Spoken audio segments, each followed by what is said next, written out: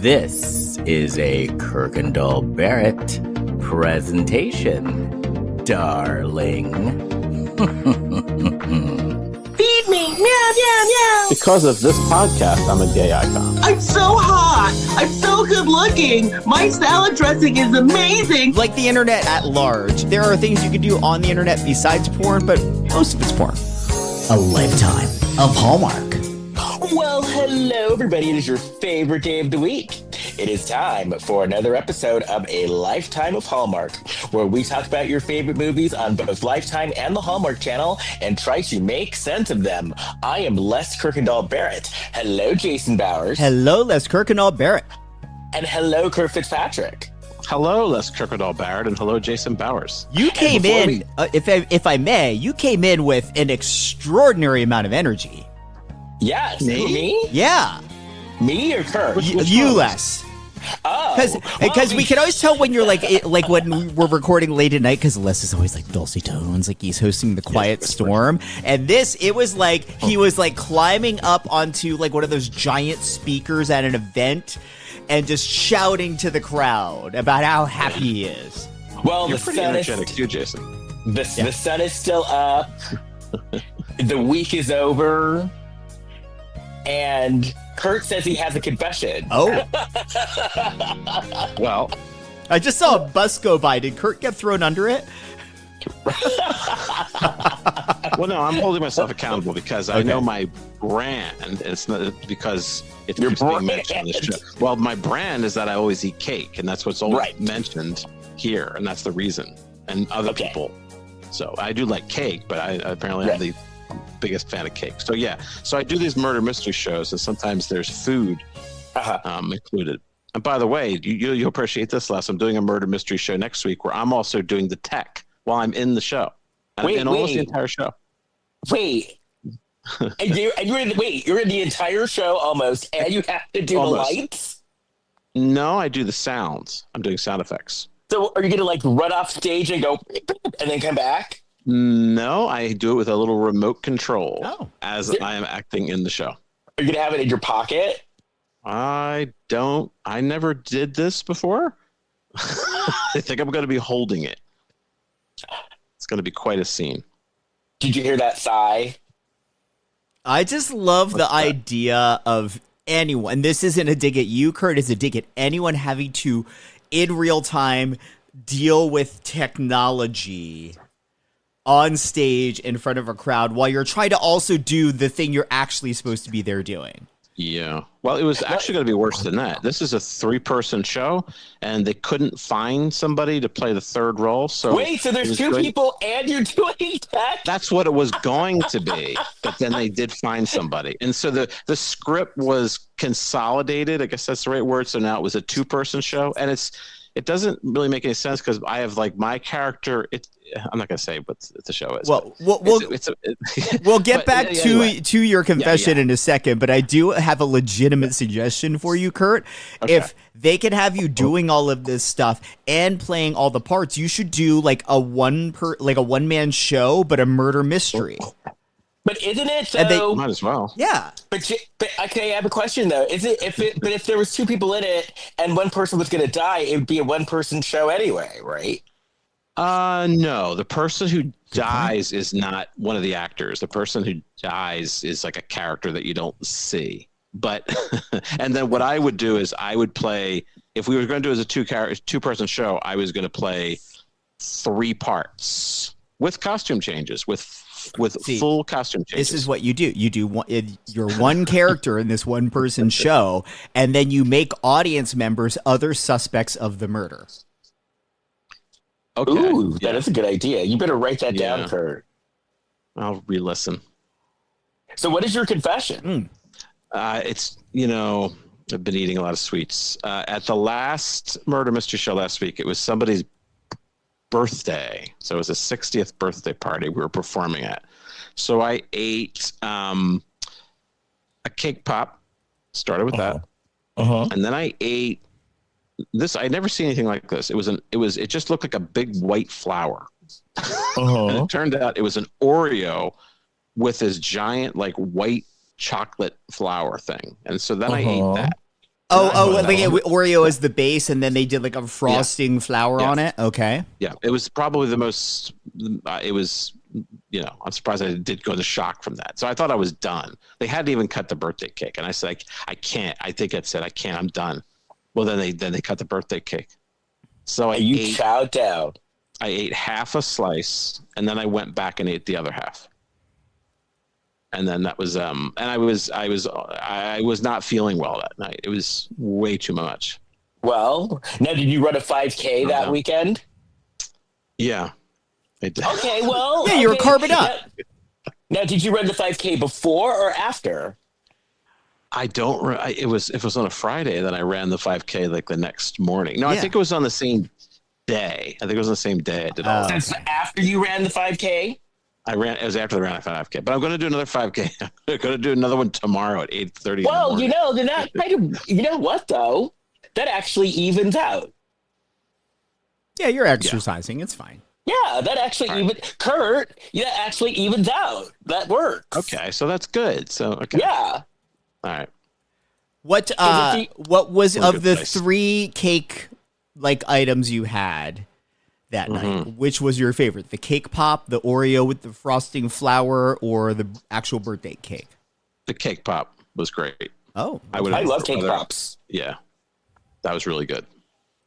I do love Did cake they have pops. cake pops? I don't remember cake pops like when I was a kid. That was not a thing when we were little, or at least not that I know. That's a newer thing. Yeah. Yeah. There was a place here in West Hollywood when cake pops you started seeing them, I think, like at Starbucks, and it was called Plops. And their cake pops were very good, but the stupidest name ever for something that people are, because it's cake covered in chocolate, so it kind of looks like a turd. And your business is called Plops. And I wonder why it didn't survive. But isn't it? And it's in the space where nothing ever. It was in the space where nothing. It's a space that is a bit of a black hole. Like a lot of businesses that have been in that space have not survived. Yes. But Les and I have a mutual friend, Michael, the one who used to live here, who lives in Fort Lauderdale now, and he'll just randomly, out of the blue, say to me, "I miss Plops."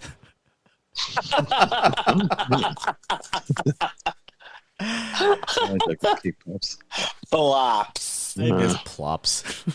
Well, you know who I bet would eat at Plops? Kurt, do you have any Blac Chyna news? Doing a piece of China. China. I'm talking Chyna. The Blac Chyna Report. Here's Kurt Fitzpatrick. Yeah, there's actually been some breaking news. Over the last few days. This is in a lot of publications, but here, this is in Us Weekly. Oh my God, the big time. Yeah, celebrity news. This is from October 15th, a couple of days ago, by Tafea Ahmed. Okay, so Rob Kardashian's ex, Blac Chyna, raises eyebrows after tagging him in a cryptic post. "This love is forever," she said.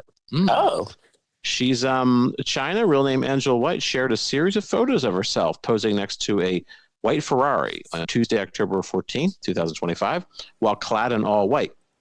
But it was the post caption that got people's attention. "This love is forever." And she's at Rob Kardashian official. Chyna 37 wrote, "Sources tell Us Weekly the exes are not back together." Well, don't ruin the story. Okay, so Chyna and Kardashian 38 dated on and off for over a year between 2016 and 2017, and welcomed daughter Dream 8 in November 2016. The couple had a messy breakup in the summer of 2017 when Kardashian shared explicit photos of Chyna on Instagram and accused her of cheating on him. The former couple all have had a tumultuous relationship over the years, with Chyna suing Rob's mom, Kris Jenner, and sisters Kim Kardashian, Khloe Kardashian, and Kylie Jenner for defamation. In 2017, Chyna sought over $100 million in damages, alleging that Rob's family played a role in the cancellation of Rob and Chyna, her reality show with Rob. In May 2022, a judge sided with the Kardashian-Jenner family at trial, and Chyna was not awarded any damages. Rob testified during the trial that during his relationship with Chyna, "I was probably at the worst place of my entire life, at my weakest low point. She was the one person who brought me in at my lowest point, so I ignored her bad behavior towards my family." Now, during the trial, Rob also accused Chyna of physically abusing him with a metal rod and an iPhone cord, and claimed she pulled a gun on him during an alleged December 2016 altercation. So she ripped my shirt early in the evening. We were throwing money around in our Snapchat. In the beginning, I thought it was playful. I didn't think it got serious until the second gun encounter. You don't point a gun at your fiance's head, whether you think it's loaded or not. Well, I agree with that. And, China's lawyer, Lynn Chiani. Yeah, her name comes up. I was. Yes, I remember Lynn. Yeah, she questioned why Rob didn't post images of his bruises online. She landed several blows on my body with the metal rod, but not everyone is going to bruise just because someone hit you. It didn't leave a mark when I had a gun to my temple. The cord around my neck, I'm sure that left a mark. Jeez. Okay. Didn't we remember we had questions on that? Because didn't the cord turn into like a metal? No, it's two different things. Well, let her finish the story because I actually have thoughts on this. Okay. I mean, during her own testimony, Chyna testified the gun was not loaded, adding, "I would never shoot Rob or anyone at that." It was just joking, like, ha ha. Well, it seems they're on better terms now. She was on Piers Morgan Uncensored in February. She said that she and Rob are close. She's also spoken to other members of the family. She said, "I speak to Kim, me and Rob. We're like this now. We're like that now." She crossed her fingers. I've spoken to Chris. I've spoken to Chloe too. I haven't seen Courtney. I haven't seen Kylie. That's it of that article. So remember when this was all in the news, when they were in court, and it seemed like, it didn't even seem like, it was the case that every time there was a new story about it, we would learn a new, more violent detail than we had heard before. This story has new, more violent details we had not heard before. We have not heard about Rob's shirt being ripped. We have not heard about the gun being put to his head twice and to his temple. We never got that level of detail. We never heard about blows to the body. Like, this story heightened it a lot. Right. Yeah. Didn't we just hear about her brandishing a gun? We heard there was it started out, we didn't know about the gun. The first thing we heard about was the iPhone cord. With the cord. Then we heard about a metal rod, which we never really got clarity on. And then we heard about a gun. Right. A gun. Yeah, that's bad news. But it was just brandished. It wasn't like put to his head when we heard it. Okay. If you guys are up for it, if you guys are interested, I do have a Wendy Williams update too. She's been in the news too. Of course.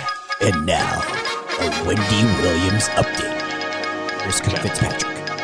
Thank you. I don't know if you want to laugh at this. It's kind of sad, but so this is from Reality T by Lisa White. Oh, I was just reading Reality T before we got live. Oh, well, good. Well, so the headline is Wendy Williams got hammered during her birthday at assisted living facility.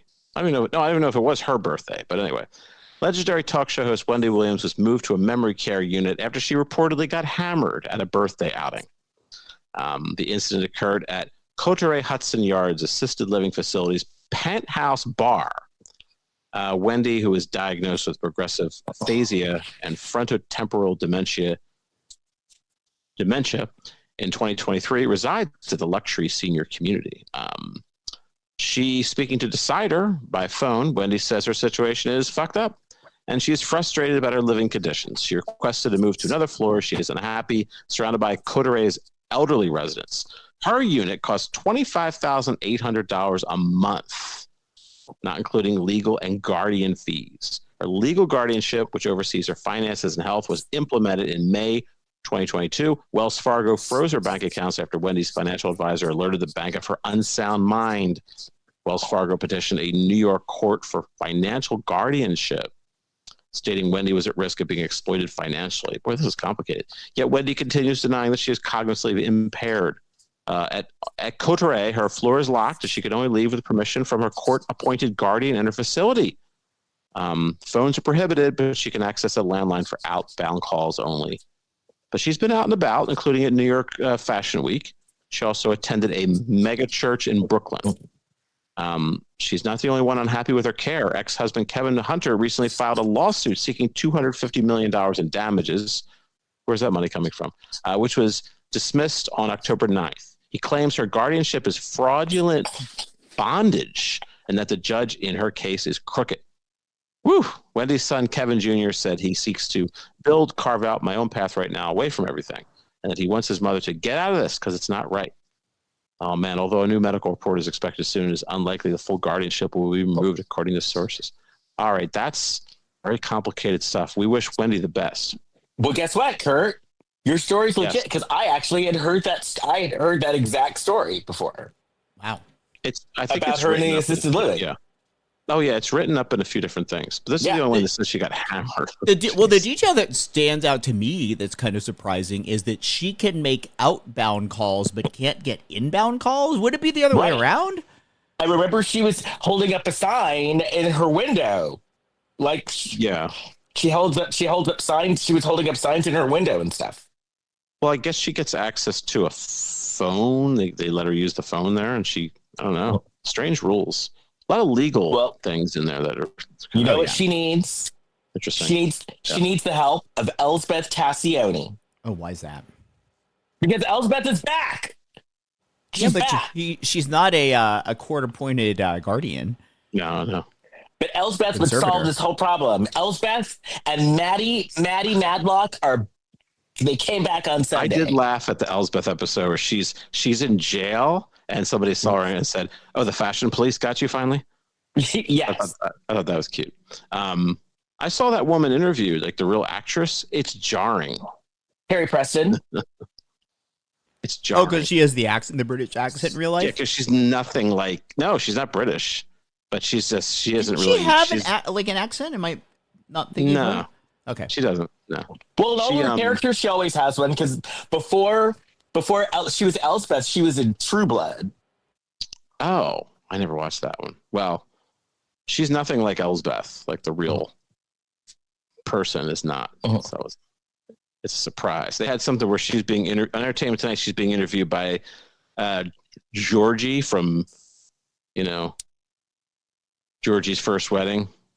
Yeah, that show. Now, George, the guy who plays Georgie is Georgie in real life, pretty much. I don't know what you're talking about. What is Georgie's First Wedding?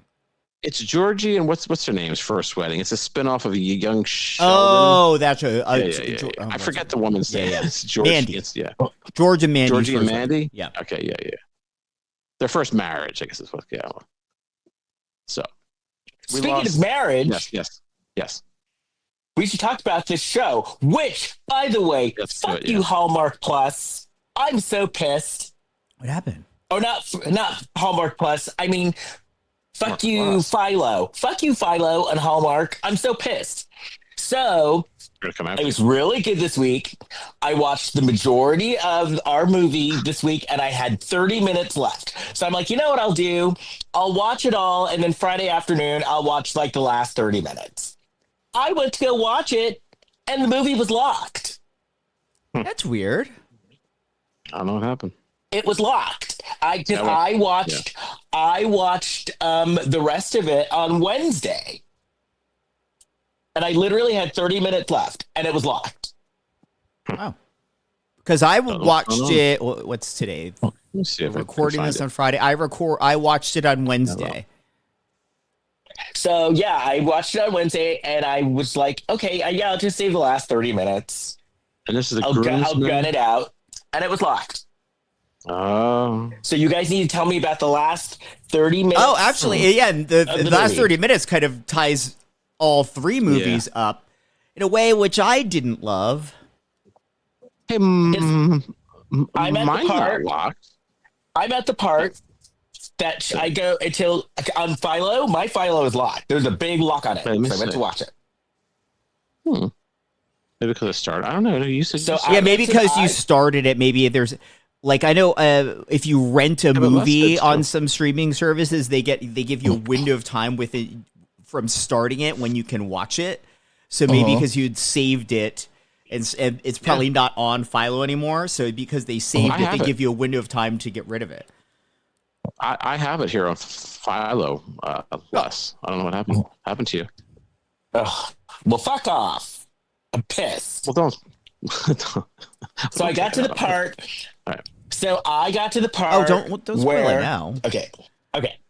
So we're talking about the third in the Groomsmen trilogy. So this one is The Groomsmen Last Dance featuring Tyler Hynes, who may or may And I not. was mad. I actually wanted to talk about this.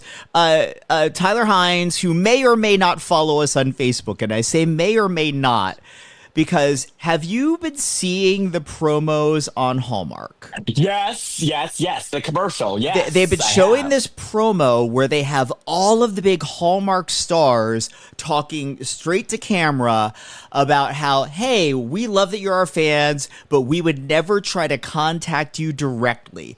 Don't give anyone any money. Don't believe them if they say that we're us. We're not reaching out to you direct. And it was all they like paid money to do this, so something must have happened. And like our friend Nina, who writes a bunch of Hallmark movies, she had posted something about it as well. Like something's going on there.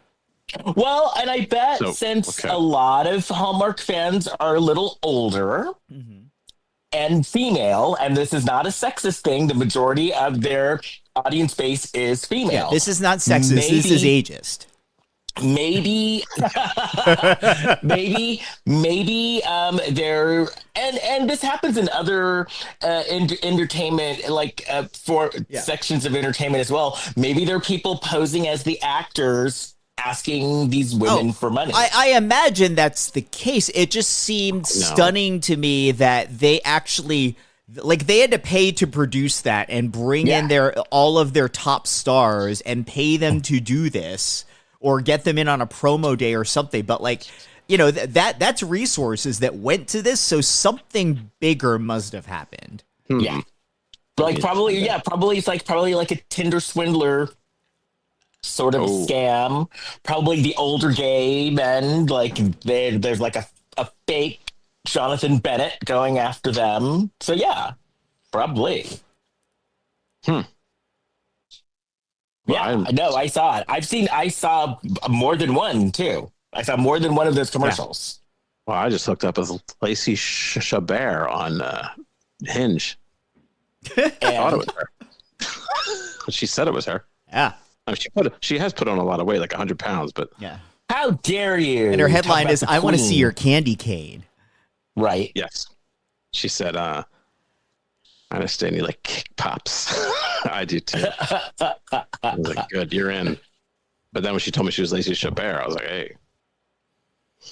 Well, my brother-in-law once was on an app, and he was allegedly talking to someone claiming to be Elizabeth Hurley. Oh. Yeah, I'm sure she's just reaching out to people randomly. Right.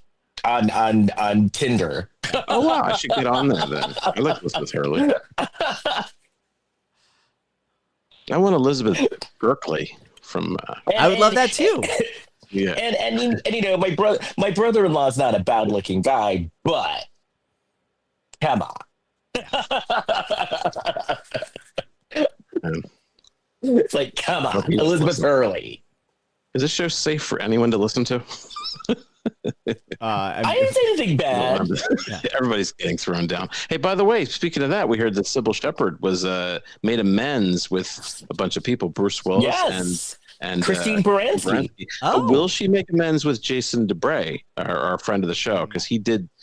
Remember, he said he told her that he liked her in Taxi Driver, and she got mad. I feel like that will happen, but you will never make amends with Sherry Lewis's daughter. Is it the daughter or the manager? Lamb Chop's manager. Oh, yeah. Yeah, I forgot about those people. Yeah. Play it off. That's how to do it, Kurt. Yeah. Yep. Yeah, I got aggravated with them. Why do I need to rehash that so the audience knows what's going on? It was just that I was at some convention and I was trying to sell a show, but I wasn't really a participant. I was just like I was doing it kind of rogue. So I told the Sherry Lewis's daughter's manager about the show. She's like, no, I'm not interested. So then I got kind of defensive, and I told her that I didn't think that lamb chop should be should be like stored away somewhere. She's in like a glass case in her Annabelle. Sherry Lewis's daughter's bedroom or something. And I said, well, I don't think that lamb chop should be treated like that. Lamb chop should be in some kind of museum. And then Annabelle. No, then she confessed to me that Copperfield had lamb chop museum. So then I've been going, anytime we bring this up, I spill the beans on that. Yeah. Cherry her truck. Right? I wonder, like, why is your beef with them merely the fact that they let lamb chop be held captive in a museum? I don't understand why you're upset with them, because I feel like that's what you wanted. I was annoyed in the moment. Okay. And, we're all working on ourselves. Or just annoyed that the manager was like, fuck your show. Yes, I was annoyed about that. And then that led to me being defensive because otherwise I wouldn't have been defensive about Free lamb chop is in someone's house. Because that's free fine. lamb chop. Free lamb chop. Now I'm getting annoyed. I just said lamb chop should be in in a radio television museum instead of in her daughter's. If I was Sherry Lewis's daughter, I might consider saying, look, you should just put it on loan. I want to know Sherry Lewis's daughter's take on this, because I feel like from her point of view, even she thought it was weird that you got defensive about where lamb chop stays. Yep. And then David Copperfield has bought up a whole bunch of lamb chop stuff and has his own private museum. That is such an interesting piece of trivia about David Copperfield. Well, we're the only one talking about it. I don't think she thought I was going to go broadcast that. Yeah. And part of the reason I'm doing that is also a passive aggressive move. This is what I think happened. I think you get me riled up. I think she let David Copperfield borrow lamb chop for the weekend. He lost lamb chop, lost the actual puppet, and then told her, hey, I did this amazing illusion where lamb chop disappeared, and now lamb chop is in my museum, and that's where lamb chop is going to stay. Well, and now Sherry Lewis's daughter's going to be mad at you, Kurt, because she's like, how dare you talk about my sister that way? Yeah. Wait, who? She's like, how dare you? Sherry Lewis's daughter's going to be like, no, her sister lamb chop. Oh, this is her sister's lamb chop. You think that lamb chop is her sister? She's probably raised with lamb chop as her sister. Oh, okay, I see that. Okay. Remember how I don't know if you one. ever read Candice Bergen's autobiography, but in Candice Bergen's dad was Edgar Bergen, and he had a puppet named Charlie McCarthy, and Candice Bergen was jealous of the puppet and said that her dad treated the puppet better than he treated her, and the puppet was like her brother. Well, so lamb chop is like it's Sherry Lewis's daughter's sister. This is this conversation has taken a niche mental illness, and I'll tell you that. But the thing is, David Copperfield's museum is also like a private thing. I don't think it's like in his house. He just saunters around, in the middle of the night by himself. I don't know if that goes on. I don't know what goes. I don't want to be there. It's got to be a place that So I'm picturing Phantom of the Opera vibes. Yeah, but he looks like lamb chop in the mask. Right. No, I'm not. If he ever invited me there, I'm not going. We could have these people on. I don't think they're going to be honest about what's really happening. Well, I'll be honest. Lamb chop the information I have, and if she hadn't started in on me, none of this would have been happening. And if you hadn't brought it up right now, because now I got riled up again. No. It's sweep. It's sweep. That's it. Yeah, that's why this story had to be told again. I'm probably going to get We're just revisiting popular intellectual property. That's all. Yeah. Don't sue me, anybody. I didn't sign any non-disclosure. So anyway, we're in the bar for the groomsmen last year. Stupid shit, people. The woman is still shit. Yeah. The woman is still talking to the bartender, and she's continuing the story. So we find out that Jackson's ex-wife moves to Italy with Betty, the teenager. Mm-hmm. And the ex-wife contacts Jack. They stay really good friends. So the ex-wife contacts Jackson and says that she has to go on a business trip to Kenya, and she's worried because Betty is just getting used to her school, and she's upset that she has to take her out and send her back to the States. And Jackson says, you know what? Why don't we do something better? I'll go to Italy and take care of Betty while you're in Kenya. And before that, there was a scene where Jackson was talking to Pete and Danny, kind of feeling a little bit lost in his job. Like he just sat there like watching this guy eat soup because he's a social media influencer who eats soup. So Jackson's company was going to sign him, and Jackson's like, "What the fuck am I doing with my life?" Right. He's right. So Jackson's in Italy. He's driving a car, a convertible, of course, because he's in Italy. And he's driving, and then all of a sudden, remember, this is a Hallmark movie, so what happens? He almost runs over a woman. Yeah. And the woman yells at him in Italian. Realize there's a lot of Hallmark movies that start with somebody almost getting hit. I feel like that's a metaphor to it for abuse. Icicles, all kinds of stuff. Somebody got hit with a big piece of like for French bread one time. So then the woman is pissed, right?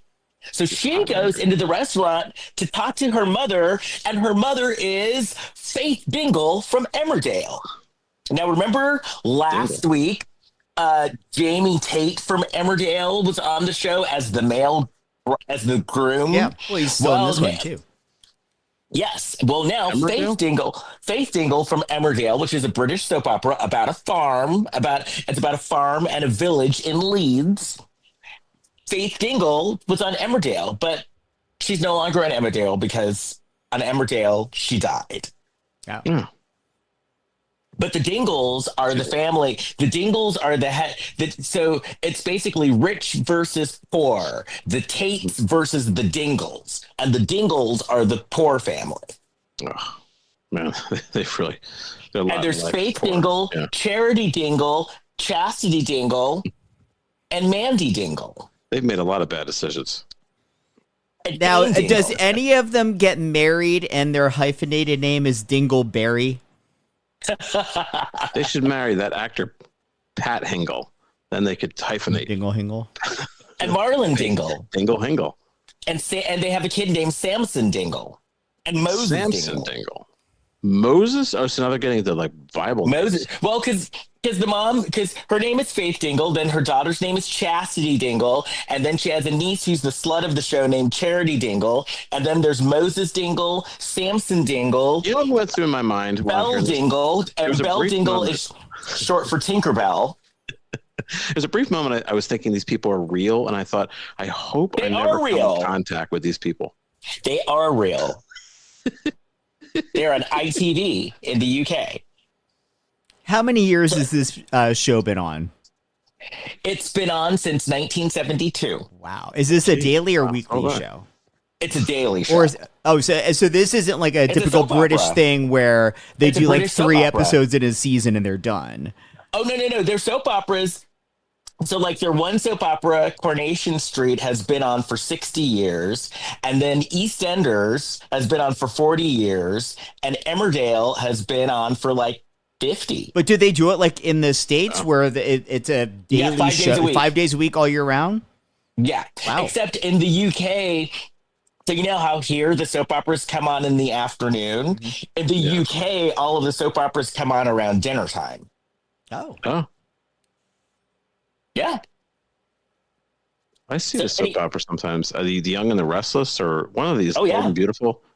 Yeah. Where that's like the Asian woman is like creating all the issues. Poppy. Do you watch this? Yes, of course. Poppy. Poppy's the villainess. And then she was, and she says she's pregnant because she was with the boy and she wore like a mask, like one of those New Orleans masks. Oh my God, you have been watching. Yes. That's a similar. That kind of happens in this movie. Because Poppy thinks he's pregnant by R.J. Forrester. Yes. Look, I'm doing other things while this is on. Oh, I got in trouble. You know about the Forresters. Yeah. I become a culture snob, and I got in trouble because I said something about a certain show. And I said, people must be brain dead. I was in a support group. I said this one show. I was in the support group, and I said, what was the show? I'll just say I'll probably get more trouble, but I said the Big Brother. Now I say Big Brother's on, and but I'm doing other things. I said, just put Big Brother on. It's like relaxing because there's nothing, you don't have to follow it. You can do other things. It's just a stupid.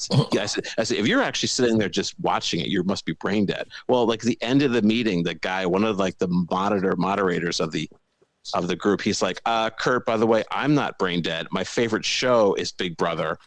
Because my favorite show is Big Brother, Survivor, and The Amazing Race. And I said, well, you don't actually sit there and like complete focus on it. He goes, I print out pictures of everybody in the Big Brother cast, and I spread them all out on a table before I watch it. I'm like, okay, it like that kind of stuff is not my cup of tea, but yeah, people are very serious about those shows. Like that is one they like invest in. Yeah, I did apologize. I'd rather watch Traitors. Yeah. Anyway. Oh, so we find out that the woman's parents are divorced. Mm-hmm. And she has like a hang up about that. Like she's traumatized. So later, well, we find out that her mother owns the restaurant where she works. Yes. And her father, when they divorced, got the winery. And so now she's got this thing where she's trying to recombine the two businesses so she can better market them and like lean into new programs and new revenue streams. And so she's trying to get her dad to sign off on this. And on Emmerdale, the Dingles own the Woolpack, which is the pub in the village. The Dingles. Anyway, so Jackson goes into the restaurant and they're talking. She's being bitchy to him because remember it's a Hallmark movie and they're just meeting, which means that the woman is bitchy to the guy. And he asks for a cappuccino and she gives him shit because she's like, that's a morning drink. Yeah. Mm. And this is the afternoon. Right. And then he asks for it to go, and she gives it to him in a glass cup and says, just bring it back tomorrow. Well, first she basically sends him on his way, and then she kind of softens and she brings the cappuccino out to him outside and says, I shouldn't have done that. That wasn't cool. Here, take it. Bring it back later. So then... Have any paper cups? That's not a thing there. No, how dare you? All right, I don't know. I haven't been to Italy. So then he goes and picks Betty up at school, his daughter, and Betty introduces him to her best friend, Alicia, who I liked, actually. Alicia's the cool kid. And Alicia throws shade at Jackson for having a cappuccino. And then Alicia, in Italian, is like, your dad's not going to do this every day, is he? No, they're humiliated by him. And she's like, we've got a reputation. Yeah. But that's that age. Yeah. And Trish, Jackson's ex, kind of warned him, like, hey, like, she's grown up a bit. Like, you got to realize that. Yeah. In fact, this movie maybe reflect. I got very upset about something in this movie, but it'll be.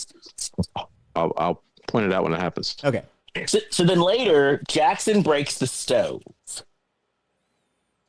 And as he's trying to fix the stove, he's talking to the other two guys on Zoom.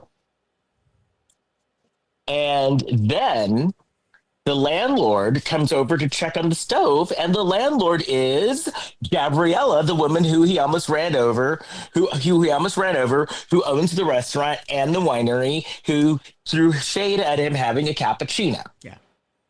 So now I'm starting to think that this family might be mobbed up because they own everything in town. Ooh. Right. Okay. And then there's a picture of the dad, and the dad looks kind of, Yeah. Oh, I don't know. And then, although it could have been from a production of Guys and Dolls, I'm not sure. True. Yeah, there is some crossover. Her dad looked like he could have been nicely, easily. So then he's cooking dinner and she throws shade because Jackson is using canned tomatoes. Well, also the only problem with the oven was it needed the light. What do you call pilot it? light. A little light. Yeah, pilot light. Yeah. So then the next day, it's the end of school. Betty and Alicia are getting ready to walk home. And guess who's waiting? Jackson. And there was a little boy named Gio. Yeah. And I wrote in my notes, I like Gio's plaid pants, and I need a pair of those. So a school uniform is what you want. Well, the pants You could probably look up some I like cool plaid uniforms. pants. I don't like a print on a pant. Oh, see, I like a plaid pant. I don't like a print on a pant because it makes me look shorter, and I'm already short. Oh. I wrote Gio is a dorky kid with red hair. But he's 14. Well, I had to describe him somehow. I just said I say Gio's 14? My I description. bet he's into him. Yeah. Well, he's got the, because now that I have a 14-year-old, I've been seeing more 14-year-olds, and he's basically your basic 14-year-old. Yeah. All right. Well, I didn't say anything wrong with being a dorky kid with. And then Alicia is pissed. Once again, Alicia is like, okay, this is not cool. Your dad's showing up. Yeah, can't have that. So then Betty decides to parent trap them. So then Betty... she's trying to parent trap them, but not because she's trying, at this point, she's not trying to get her dad into a relationship. She's just trying to get her dad out of her hair. Yeah, like off her back. Yeah. So, which I think is very smart. I give Betty props for that. Oh, she's very, very intuitive. So she knows exactly what to do. She shows her dad the restaurant's shitty website because she knows that would drive him crazy. So she shows him their shitty website, and Jackson goes in and basically rebrands the restaurant. And he and we've seen his behavior in last movies and the last few movies about this. Well, this that's is his job is he him. works with social media influencers and stuff like that. He works on people's personal brands. That's literally his job. Mm-hmm. Oh yeah. Right. So Kurt, he could work with you on your personal brand of cake.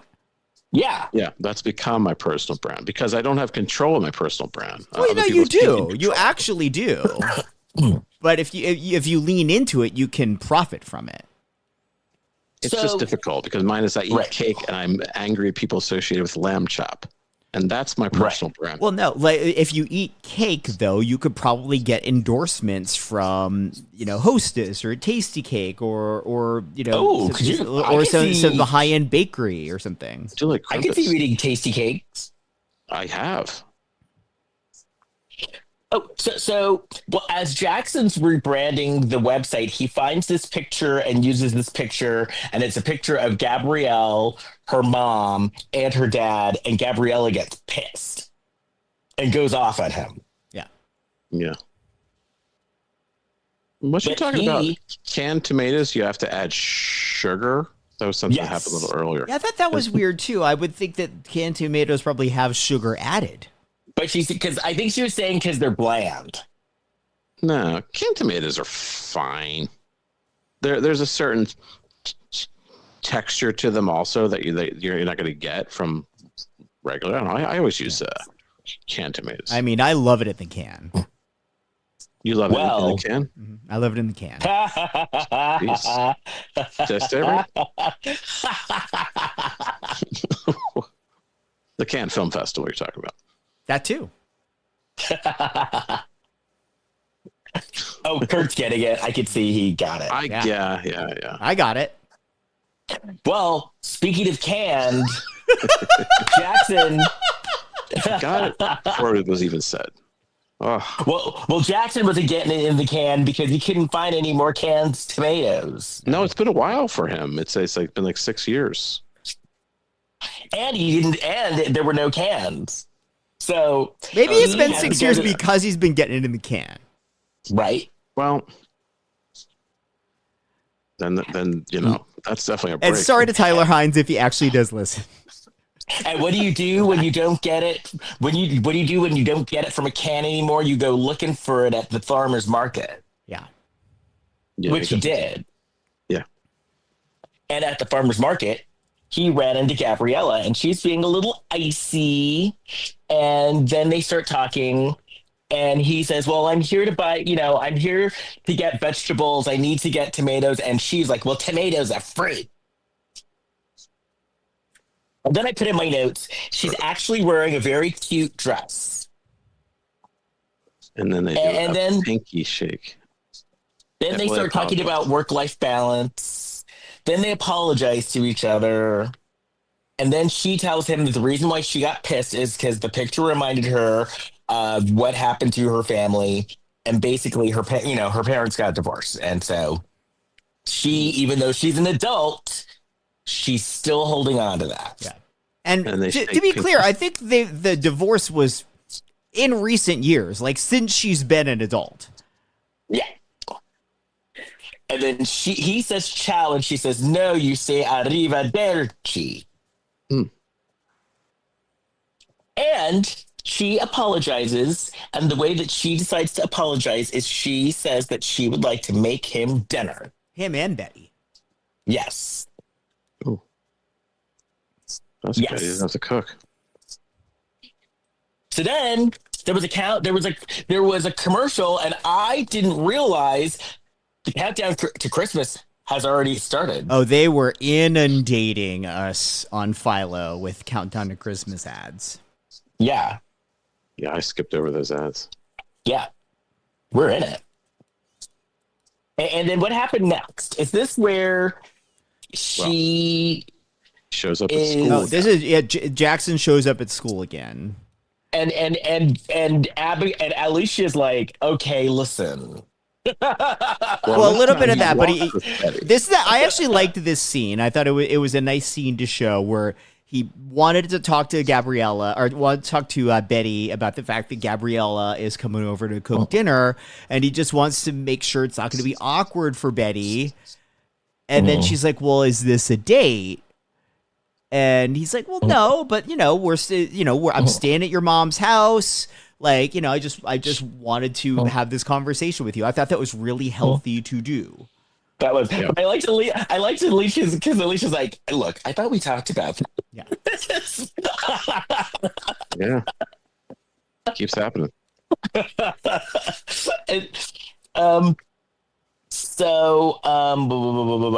then who was he? Oh, so then they're making pasta. And then she says, which I'm going to try, that pasta water should be really salty.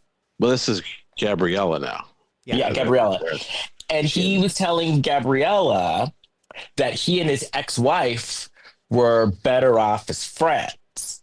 And to be honest, when they showed his ex-wife, I got a little vibe off of his ex-wife. Oh. What do you mean by that?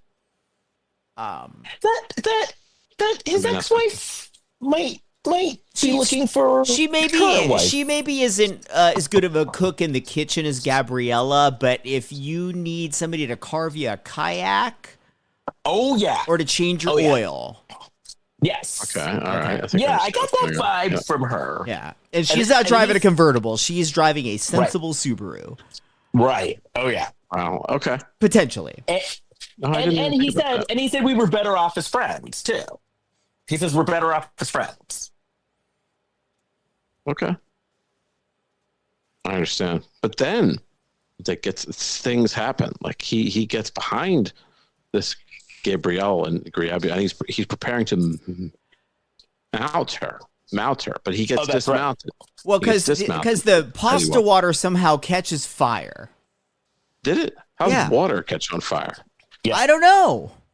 Well, sometimes because it was like a gas stove, and sometimes if water gets on the gas, it does something to it. Well, what I don't understand is he gets behind her and he's rubbing up against her, and it was kind of sexy, but also just turn off that burner. The fire goes away immediately. Yeah. Well, it had been 6 years. Yeah. He's ready to mount, but he got dismounted. And then Betty caught them. She was a mount blocker. Right. So then she should have let him be. She's no, sorry. She knows he needs it. So then the next day, now this one I like, because the next day they walk out after school and he's there again, and Alicia looks at her like, "Really, bitch?" And he's like, "Oh, well, I found the canned tomatoes." Yeah. Yeah, she hid them. And she hid them all. Yeah. The parent trap him. And so he calls his buddies. Yeah, And- this scene confused me because we've learned in the course of these movies that Pete has allegedly moved to the other side of the world. I forget what country. Was it Bulgaria? Bulgaria. Yeah, 'Cause he's where they living went in the last Bulgaria. movie. But like every scene, he's with Danny in Philadelphia. It's like he's just not spending any time with his wife. Right. Yeah, their Right. work schedules are strange. Because then in the last movie, They're, like, he retired. went to Bulgaria. And so, yeah, he moved with her there. Yeah. They just work whenever they want to work. They have like a lackadaisical schedule. Yeah, they were hanging out They're at the gym. They're broing out at the gym. Yeah. Oh, yeah. And so they're giving him shit. And then they are in the town, they're decorating for the festival, which we haven't had a festival in a Hallmark movie in a while. It has been a minute. Well, thank goodness. And this festival is an anniversary for the opera in the village. Okay. And so then, wait, now he's talking to her and she falls into him, right? Or what happened? Oh no. So he gets on the ladder. Why is he on it? I forget. Is he helping with the lights? Oh, they're putting or up the something? sign. They're putting up Yeah, the sign. but he gets on the ladder, and then as he's stepping down off the ladder, he almost falls, and she catches him. Yeah. Because he's like having a little then- freak out about the dinner that they had last night. He had already told Betty, like, hey, I don't want you fixing me up. Like, you know, he's going through all the feels right now. Right. But he says no more dinners. He says I can't do anything again. That's it. Right. So he just kind of ends it there, which is kind of lame. So yeah. And so in the meantime, we find out that the winery and the bar are in trouble. And so Gabriella needs a loan. But the dad didn't sign the loan paper. No. And so then a week goes by. Oh, so then the woman who's in hiding talks to the bartender, and we find out a week went by. And then the festival's coming up, and Betty is talking to Pete and Jonathan Bennett on the phone. Danny. Yeah. And Danny on the phone. And Jackson's there too. And they're talking and they're giving him shit. And then Jackson's like, well, why don't you just fly down here? Because they're talking about the festival. And he's like, I'm not going to go. And they're like, we think you really should go. And he's like, well, why don't you just come down here and go yourselves? And he opens the door. And guess who's there? There they are. Them. Them Danny. without their spouses. Right. These two guys just got married, these amazing love stories, and we never see them with their loved ones again. Right. The guys are always hanging out with the other guys. Yeah. Right. Well, Danny does, Buddies. Jackson does love it in the can. Yeah. Well, Yep. he's come to the right place. Yeah. So, As buddies. so this festival actually looked fun. Really? It looked like a boring Eyes Wide Shut. Pete and Danny were having fun. Boring guys. Because they go to the Actually, Pete and Danny legit seemed really coked out in this scene. They really did. Like I did feel like he was loud. their excitement level Yeah. in this scene was higher than yours at the beginning of this episode of the podcast. It was so hyped up for the kind of festival party that this was. yeah. He's very excited. He got excited about olive oil. Remember, he got his big giant thing of Yes. olive oil. Or Yeah. did that happen? Yeah. Using Yeah. that as lube. And what did the olive oil come in? A can. Thank you. Olive oil as lube. Oh my God. Save that for the Patreon episode. That's not extra virgin. Ah, So and then the guys meet Gio. Gio shows up and the guys meet Gio. So then everyone's masked up. And then all of a sudden a masked woman comes and she's dancing with Jackson and Jackson actually has moves. much like And the Bold and the Beautiful show where the girl wears the mask. Or is that Bold and Beautiful? Yes, because her grandmother Sheila, who don't get me started about Sheila Carter. Oh, I've seen that woman as well. Yeah. Yeah, because Sheila was on Young and the Restless and The Bold and the Beautiful. And back in the 90s, they did a Hand That Rocks the Cradle storyline where Sheila was the nanny. And she switched babies. As one does. Well, And she ran away from Genoa City, The Young and the Restless, and moved to Los Angeles, The Bold and the Beautiful. yeah, no, Anyway.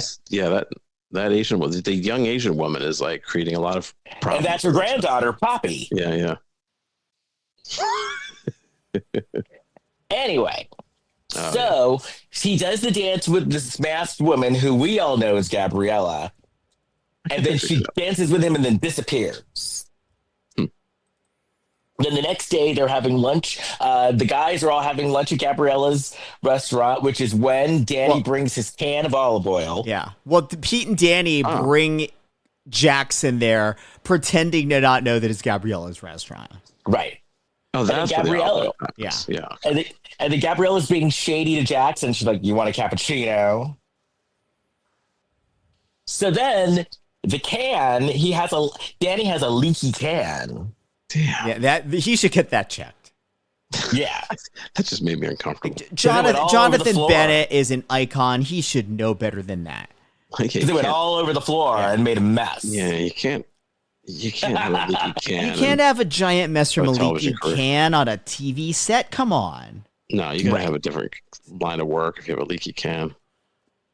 Something remote. So, and the olive oil, people were slipping on the olive oil on the floor. I just, you get the ads for like, do you want remote work from home? Do you have a leaky can? This is the job for you. We advise you. That's good.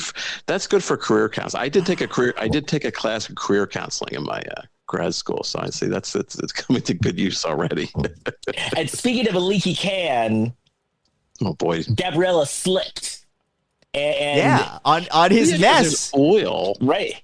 And Jackson caught her. There's grease all over the floor. It was such That's a not weird, like, dangerous. I get that they're trying to make like Danny the sort of carefree one, but it was such an unnecessarily slapsticky moment.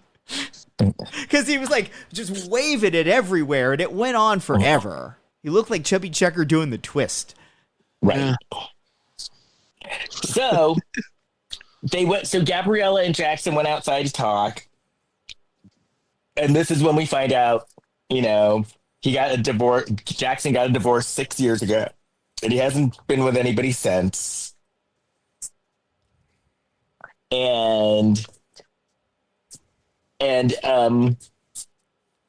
that moment when he's talking to her about that, he's talking about how because he and Trish broke up 6 years ago, he thought he had forgotten to dance. Is that like Hallmark low key saying I haven't had sex in 6 years?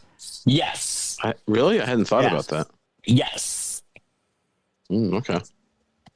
So then Betty yells at Jackson. And Because he's trying to pick her up at school again. yeah. And I've noted in this moment, especially the young actress playing Betty, Chloe Raphael. I looked her up. She's very good in this movie. Sure. I like her. Yeah, she was great. Well, this is what upset me. I said something had upset me during the movie, and I think this was the scene because I had a lot of admiration for this. The way that she and it very well could have been the performance as well, but yeah, the way she was like setting up boundaries with her dad, explaining to him that she didn't want him picking him up like that. I mean, picking her up and like waiting for her outside the school.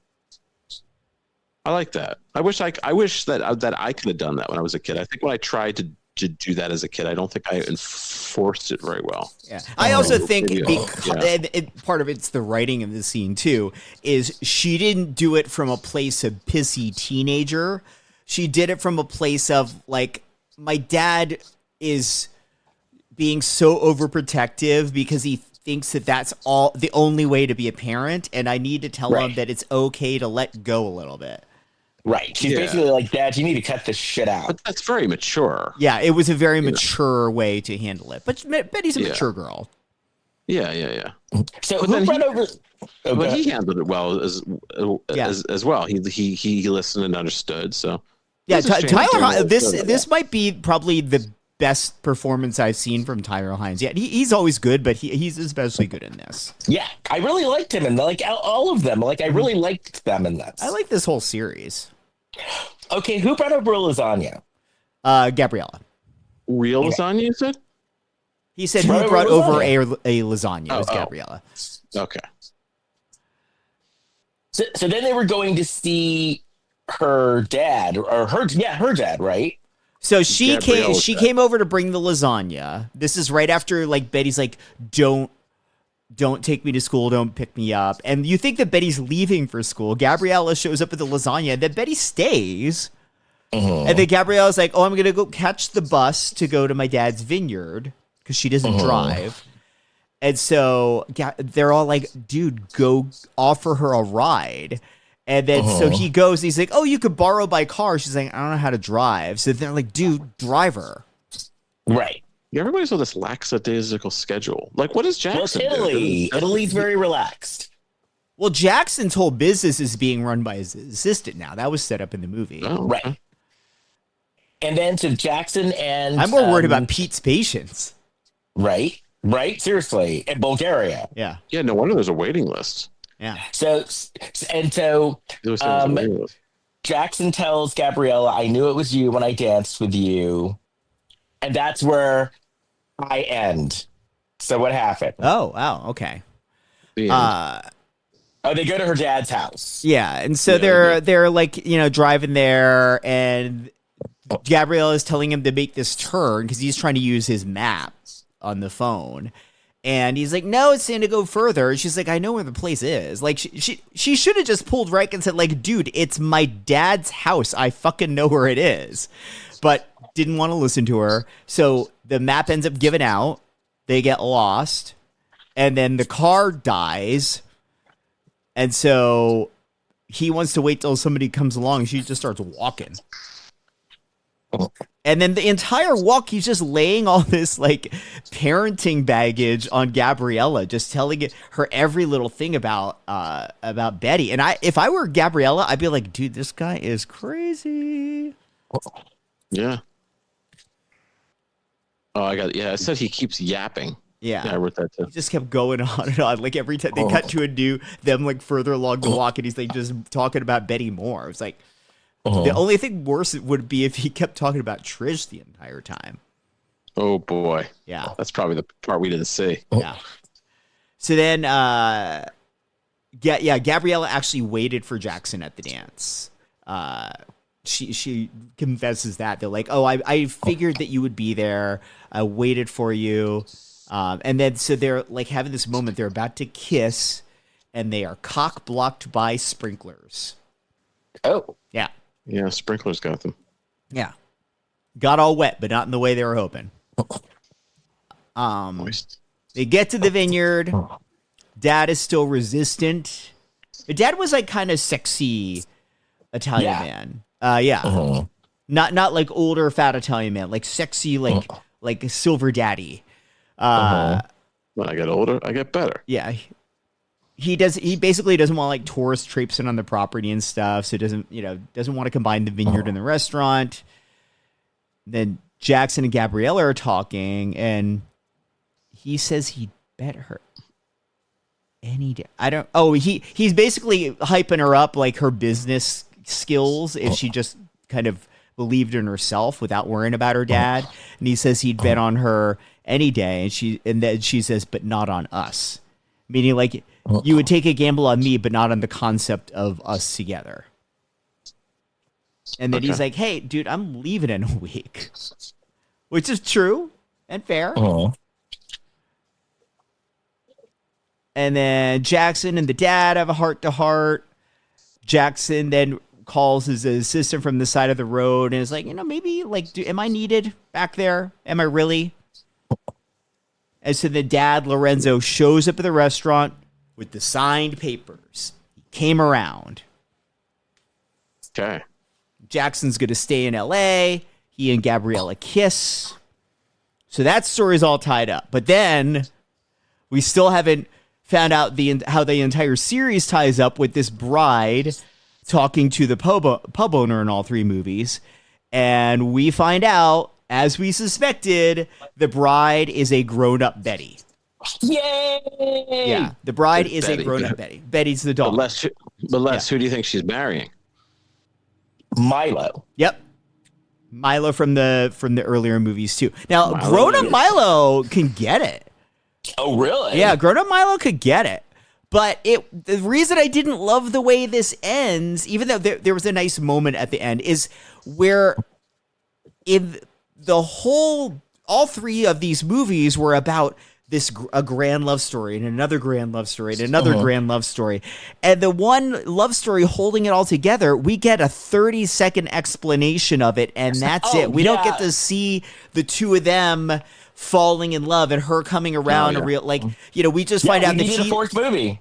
But there is a nice callback to something that was set up in one of the earlier movies. So the pub that they're in is the bar that the guys would go to all throughout all the movies. So we're in Philadelphia. And if you remember, Danny's always sitting there playing a tabletop video game. Yes. And he's trying to beat the high score of MLB. Has nothing to do with baseball. MLB is Milo got the high score on there because he knew if he got it, Betty would try and beat it. And would eventually realize that when it opens up, it says MLB means Milo loves Betty. Oh, I welled up a little bit. Yeah, that was cute. I just wish we had a little more time with these 2 as adults to see their story play out. I would have been happy with the 4th movie, actually. Well, they can always reverse engineer it and figure out what is, now that Betty's grown up, how does she reconnect with Milo? Because Betty could have a baby. Yeah. Oh, that's good. No, No, what did she say? Well, she said, I want to beat your high score first. So why was she running away? Because all 3 of these grand love stories involve people that had to overcome some obstacles to come together, and it was actually a little bit difficult. And her relationship with Milo was never like that. It was all really easy. And he actually had a really good line. What did he say? Well, when he said the video game story, he said that was their story. Yeah. That was the story they could tell people. But when she's having her meltdown, after she says it, basically our relationship is in chaos and I don't know what to do with that. He said, "Love doesn't always have to come with an airbag."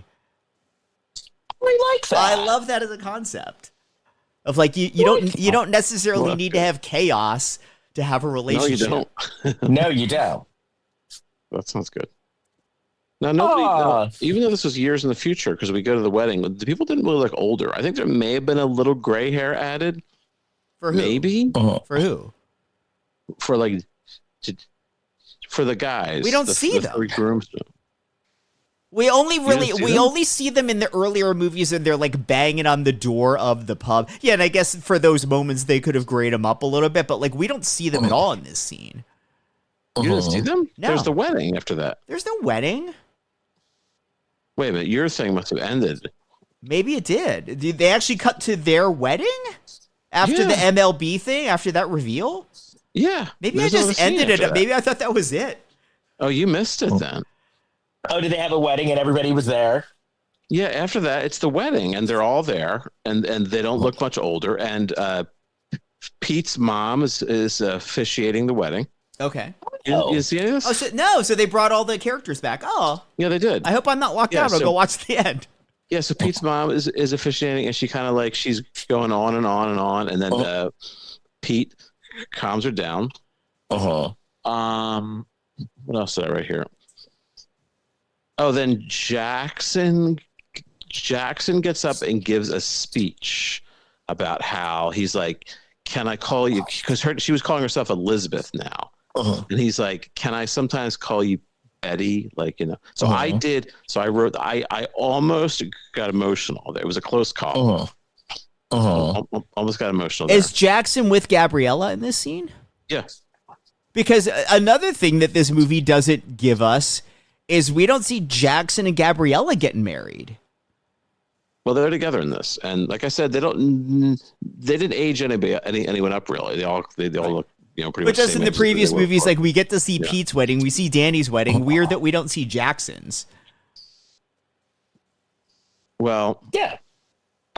Elizabeth. So Elizabeth summarizes everything. Everybody knows what she summarizes. They all know everybody's story. It's like she summarizes like everybody's stories, and everybody in the whole room is aware of everybody's stories because everybody's always in anybody's business. Then there's a daddy-daughter dance, and everyone is still. I don't know what I wrote there. Oh, everyone is still in love. Now I wrote my comment because I know I'm a bit of a culture snob. I wrote. I said, "This is hard not to like." Oh, Yeah. I also another reason why I wanted a Jackson and Gabriella wedding is like, did Lorenzo and the mom get back together? Now that he's like come around on the business, he's kind of like learned a little bit from his mistakes. Oh, not that I know of. They didn't have that at the end. I don't think. Unless that was at the wedding too. I don't think so. I don't think I saw that. well, that was good. I like that ending. Yeah. Yeah. Well, guys, Wow. next week, if we don't record on Monday, we're gonna have a very special episode. Oh. Why? Because if we don't record on Monday, then we're gonna have one of our 3 a.m. episodes being recorded from England because I leave for England next Wednesday. I think we're gonna have to do one of those because I'm traveling on Monday, so I don't know if I'm gonna be able to record you or are? watch Okay. anything before then. I'll have my own hotel room though, because I'm going to England to do my show. Not my Black Swan show, but my show, Who in the Hell is Climbing My Family Tree at the Colchester Fringe Festival. You changed the October name. 23rd through November 2nd. Didn't it used to just be called Climbing My Family Tree? Yes, it did used to be called that. But I wanted to differentiate it because I was worried that there might be other shows with a similar name. Okay. But it's a show that was co-written by John Bennett. Not the Jonathan Bennett in this movie. Not Jonathan Bennett, but our friend John Bennett, who is Australian, who's also friends with Kurt as well. He wrote it? He said he No, he helped me write it. He helped me write it. He dramaturged. Yes. So Dramaturging, for those who don't know at home, because probably everybody knows what that means. So it's like for someone who writes a book, it's like the book editor. It's like the person is the dramaturge will tell you, like, as you're writing the show, or if you've written the show, they'll say, well, this works. Maybe you want to take that out. Maybe you want to rework this part on page 3. Maybe you want to put this part on page 7 up to here, you know, and rework different things. So that's what our friend John Bennett did. And I'm hungry. So if you want to find me, you can find me on Instagram at Kirkendall, and leskirkendallbarrett.com is under construction at the moment. Jason. Please, wherever you listen to your podcast, go on that platform, rate and review us, give us 5 stars at the most amount of stars. I'll give us all the stars. It helps more people find the show. Please subscribe to the show as well. And also, while you're there, like, leave a comment whether you like it in the can or not. You can find me on Facebook. Yeah, actually, you can find all of us on Facebook, Instagram, and Threads at Lifetime of Hallmark Podcast, on TikTok at Lifetime of Hallmark Pod, and on Blue Sky at Lifetime of Hallmark. And you can find me at Big Shot Jason on all the platforms except for that evil one. Kurt. Yeah, don't send that. Yeah, don't send that stuff to me. I don't think I have anything to promote. that murder mystery show where I'm doing the sound tech while I'm acting the show, that's a private show. It's a private party. It is. All these shows are private parties, so that's why I don't advertise. That's what's going on there. I guess you could always listen to the Shelf Shedding Movie podcast because I'm on some episodes of that from before. Shed those shells. Oh, with the enemy, with Sybil Shepherd's nemesis, Jason Dupre. Yeah, she hasn't made up with her nemesis. Well, I guess that's it. So the next time I'll talk to you two, I'll be talking to you from the home of Mary Poppins. And your husband. And my husband. Actually, after I do my show, so I'm going to be in Colchester for 2 weeks, and then I'm going to go and visit my husband's cousin and his boyfriend on their sheep farm for like 3 days. Ah. So we may also be doing an episode from the farm. From the sheep farm. You hear in the back, Yeah, no, you do. I guess you It's would. like a huge sheep farm.